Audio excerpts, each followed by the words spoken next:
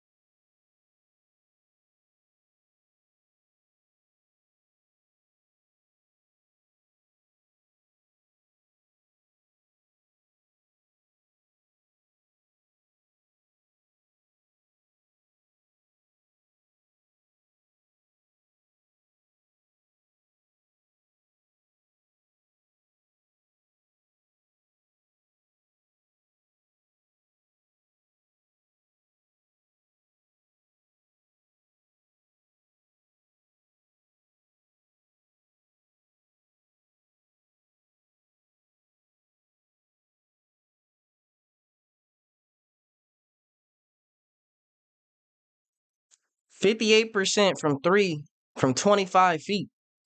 The 3-point line is 22 feet. So she's shooting damn near 60% from 3 feet back. It's no surprise NBA players were comparing her to Steph Curry.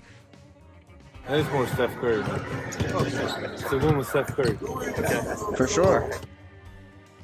Anyway, the Iowa superstar showed no signs of slowing down, relentlessly attacking and doing it all on the court. That pass looked relatively easy. That is a tough Dime. pass to make on the money. By that point, it was obvious to everyone in the arena, Caitlin Clark woke up that morning and chose violence. A 9-0 Iowa run. Clark, the engine driving it. As the second quarter began, Caitlin Clark was far beyond warmed up, dropping her 18th point of the game. By now, Louisville knew they had to get the ball out of her hands. They threw double teams at her every time she touched the ball. Unfortunately, that only played into her hands, opening up the floor to dish out perfect passes, setting her teammates up with prime scoring opportunities. Now, take a look at this bucket from the 7:44 mark of the second quarter. At first glance, it seems like just another regular basket. But believe it or not, this was the first time in the game that Iowa scored without Caitlin Clark either making the shot or delivering the assist. First points of the game for Iowa that were not scored or assisted on by Caitlin Clark. What's even Backpack. crazier, though, is that Caitlin Clark Backpack. still managed to notch the hockey assist on this play. No matter what Louisville threw at her, double teams or not, they simply couldn't contain Caitlin Clark. To them, she was unstoppable. Louisville's head coach, Jeff Walls, was visibly frustrated as his team struggled to slow her down. Somebody get But her. honestly, what can you even say to your players when Caitlin is out there doing things like this? No, pulling up in the face. Fire FaceTime. And hit. FaceTime. Hey, when Caitlin FaceTime you, bro, don't Walking pick up. highlight reel, Caitlin Clark. Don't pick up. Caitlin Clark was in complete control, doing whatever she pleased, whenever she wanted, and it felt like the game was slipping away from Louisville. But Haley Van Lith, the star guard on the other side, raised her game just as Iowa eased off the gas. And in modern basketball, no lead, no matter how comfortable, is ever safe. In the blink of an eye, that double-digit cushion vanished, catching everyone by surprise. Van Lith led the charge in Louisville's comeback, chipping away at the 12-point deficit. And before anyone in the arena could even process what was happening, the lead had dwindled to just 1 point. Now, I can't say for sure what was running through Caitlin's mind at that moment, but if I had to explain it to a 10-year-old, it's like she entered a cheat code, typed in power overwhelming or something, and turned on God mode. Because in the next few minutes, just like that, she took over the game and became unstoppable once more. Let's hoop. From beyond the arc, at the rim, at the foul line, or even dishing out assists while being double teamed. Look at that Clark was doing it all, and Louisville had no answer. She was so elusive that Louisville's defenders were left scrambling, crashing into cameramen in their desperate attempts to keep up. Cameraman got hit there after the bucket. In just one quarter, Caitlin Clark turned that close 1-point game into a commanding 20-point lead.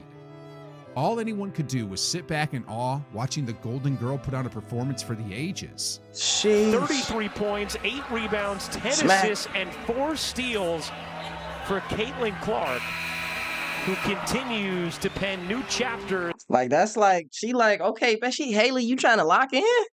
We finna hoop? Let's do it. Let's do it. This is what I do.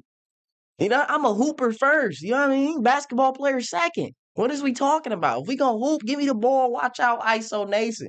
We all know how Caitlin get when you on that island with her. It's not gonna look good. It's not gonna look nice. It's not a nice sight for your mama to see. You feel me?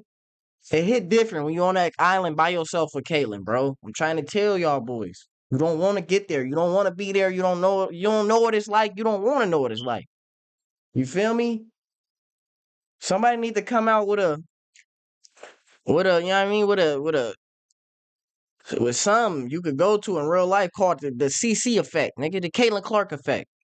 Boy, you go in there, you got a guard, prime Steph Curry, it feel like, nigga. That's what it's going. That's called the CC effect, nigga. It hit different. Boy, Haley Van Lith thought she was on that. No, and the story don't stop. Wait till he get to the next. I ain't even gonna. You know, if y'all didn't watch her in college, I ain't gonna tell y'all what's gonna happen next. I hope he show it. In college basketball history. And then came the grand finale in The the next fourth year, quarter, where I'm she talking channeled about. her inner Game 6 Clay, leaving everyone just absolutely And why niggas always speechless. got to show something on my By thunder, this bro? point, Louisville knew their chances were slipping away, so they shifted gears, trying to slow Caitlin down with more physical play. To set up their press, that's why it's called. Clark gets hit on the Damn. pass. Gotta Caitlin foul is didn't that? respond with physicality because her focus was locked in more than just the win. There was something greater within reach. There has never been a 30-point triple-double in the NCAA tournament. History was just 2 rebounds away. A 30-point triple-double in the NCAA tournament, something that had never been achieved before. Yet, remarkably, Louisville was still fighting tooth and nail, determined to keep the game within reach in the final minutes. This is now doable. Down 10 with 2:12 to go.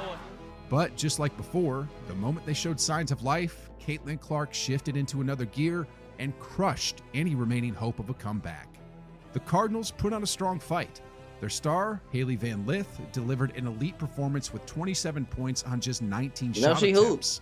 Good But shit. unfortunately for them, Caitlin Clark was just operating on an It's just Kate. entirely different level. There's She nothing you can do. transcended into basketball greatness, achieving something unprecedented in both men's and women's NCAA history. A 40-point triple-double. As a 40-point triple-double. 40-point triple-double. The performance she delivered in this game and the way she executed It's it will different. be discussed in NCAA basketball circles for generations to come. Remarkable. Absolutely remarkable. With this win, she secured her first ever trip to the Final Four, but more importantly, cemented her place in basketball history forever. Caitlin Clark has delivered countless performances worthy of the history books. Go but if back, there's- bro. Caitlin, more importantly, So look, cemented her so place. Pete, 41, 12 assists, 10 rebounds. So that means she was responsible for at least 65 points. And they only had 97 for the game.